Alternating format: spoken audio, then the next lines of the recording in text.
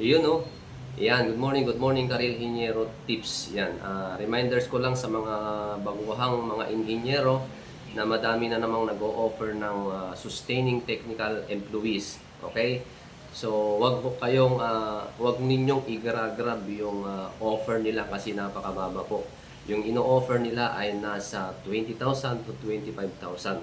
Okay, ano kasi ang gamit ng STE? Ang STE kasi ay isang requirements ng mga contractors.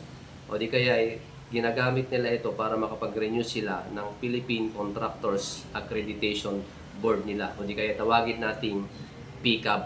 Okay, so wag na wag ho kayong papatos doon sa mga ganong ah, opportunity. Okay, kasi napakababa po. Okay, kayong mga ahente naman, wag naman masyadong kupal para mag-offer kayo ng napakababa sa mga inhinyero na katulad ko. Okay? So, ganun lang.